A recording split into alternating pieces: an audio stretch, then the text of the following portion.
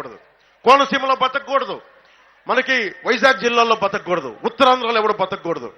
ఇలాంటి మిథున్ రెడ్డి లాంటి దుర్మార్గులకి, దోపిడీదారులకి యువత మీరు బలంగా నిలబడి ఈ అక్రమాల్ని అరికట్టకపోతే మీకే నష్టం వాటిల్లుతుంది.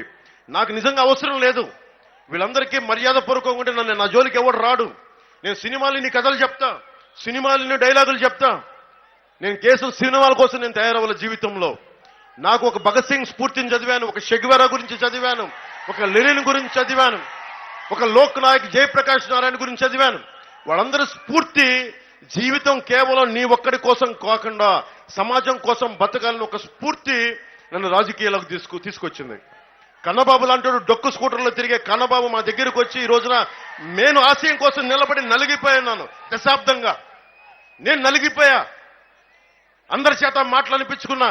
చిరంజీవి గారు పెట్టిన భిక్ష తీసుకొని ఈ వైసీపీ ఎమ్మెల్యే కన్నబాబు ఆయన పడేసిన భిక్ష, ఆయన పడేసిన భిక్షని వైఎస్ జగన్ ఆయన్ని పాపం సంబంధం లేదు. సినిమా నటులకి ట్రేడ్కి, సినిమా హీరోలకి సంబంధం లేదు. దానికోసం ప్రొడ్యూసర్ గిల్డ్ ఉంటుంది. చిరంజీవి గారిని అహంకారంతో జగన్ మహేష్ బాబుని, ప్రభాస్ గారిని, చిరంజీవి గారిని రమ్మని పిలిచి వాళ్ళందరినీ రూమ్ లో కూర్చోబెట్టి వీడియోలు తీయించాడు. మీరు నన్ను బతిలాడండి, అది వీడియో తీసి బయటికి పంపిస్తా. కన్నబాబుని ఒకటి సిగ్గుందా కన్నబాబు నీకు? ఏం బతుకునేది? భిక్షం పెట్టి నీకు చిరంజీవి గారిని ఆ నీచుడు కూర్చోబెట్టి కింద అడ్డగోలుగా నువ్వు అన్యాయం అవమానం చేస్తావు. నీకు సిగ్గురాలా? నీకు ఆయన పెట్టిన భిక్ష నీకు అనిపించలేదా? నీకు ఆయన వెనకేసుకురావాలన్న బాధ కలగలేదా నీకు?